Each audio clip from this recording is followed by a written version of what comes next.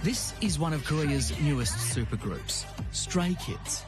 Like most K-pop stars, their videos are highly produced, special effects-driven performances. But Stray Kids has something different in the mix. Two of its biggest stars were born a long way from Korea. Wow. Hi. Here they are. Hello. Hello. The boys, come on in. Hello. Nice to meet you. Very, very nice to meet you. Pleasure. Well, listen to those thick Australian accents that you've still got. Bye. Have a seat, gentlemen. Yes, thank you. Wow. What do you mean, wow? Wow from me. No, I'm glad that you guys came. Come on. You walk out on stage to tens of thousands of adoring fans. You're not nervous walking into an interview with me. I'm sitting here with K-pop royalty. Oh, no. Say royalty. Well, they are royalty. Just ask these fans. Hello, we are Stray Kids. This is a K-pop convention in Los Angeles. Stray Kids. And because Bang Chan and Lee Felix were born in Western Sydney, they're among the most unlikely K-pop superstars ever.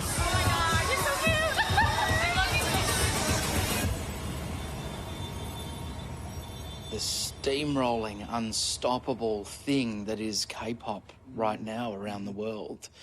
Why is it captivating people? And why is it so successful, do you think? I think it's actually kind of like a gateway. For us, it's like a gateway. Okay, so 5, 6, 7, 8. Na na na na na na na na. Through K-pop, we can reach out to people who, you know, might be having a hard time, who might feel lonely, might feel a bit depressed, but especially we really want to reach out to those people.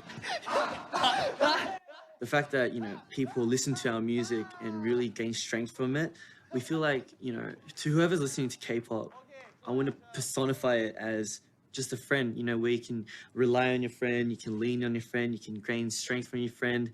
You know, for us, I think K-pop is like, yeah, something. The answer. Parramatta Road. Yeah, Parramatta Road. M4 always went through there. Yeah.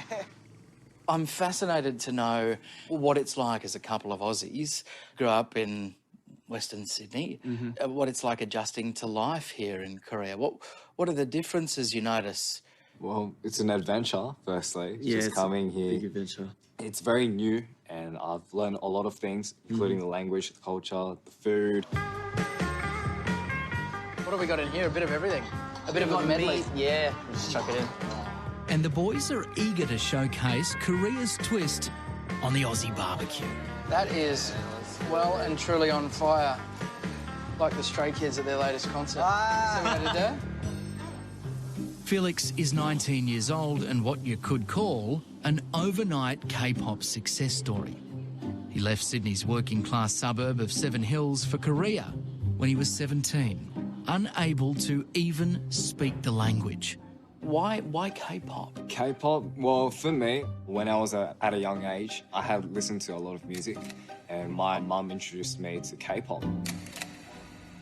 From there on, I guess, you know, why not take a different road and, you know, take this chance to, you know, take a K-pop life, you know. So you arrived in the country not being able to speak any Korean? I knew a bit of the basics, just to say hello, how are you, I'm good, you know, thank you. Felix adapted quickly and auditioned to join Stray Kids. The story of the band's journey became a hit TV reality show.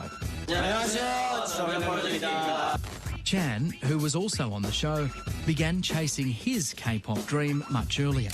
When he was 13, he auditioned for a Korean record company. Through the cracks. Now I'm trying to get back. And was chosen for a coveted K-pop traineeship. With the blessing of his family, Chan moved to Korea, where he lived in a dormitory with hundreds of other hopefuls. So I lived with other trainees who came from foreign countries or, you know, somewhere far from Korea. We would live in a dorm, and from there, it would just be practice, sleep, eat, practice, sleep, yeah. Chan endured that regime for 7 years before also being chosen to join the Stray Kids TV show. During those years, he rarely saw his family. There's no luck in this industry, is it? It's hard work. It's pretty hard work, It's hard yeah. work. There needs to be a lot of determination, really, yeah. 제일 오래된 사람은 저고요. 이번 년이 제 7년째 연습생 생활을 하고 있습니다.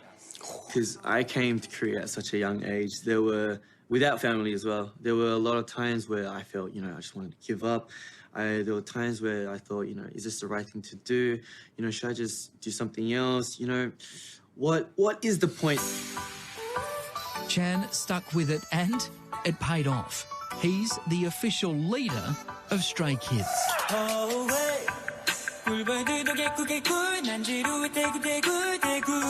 And Felix, who was still working on his Korean, became the lead rapper. It's only been like a year and a half since we've actually debuted. What is it, 6 or 8 EPs, millions of followers. You've got fans all over the world. You've been playing concerts all over. I think that's success, but I might be wrong. I will say we're getting there. We're on our way. We're on You're our on way. your way. We're on our way.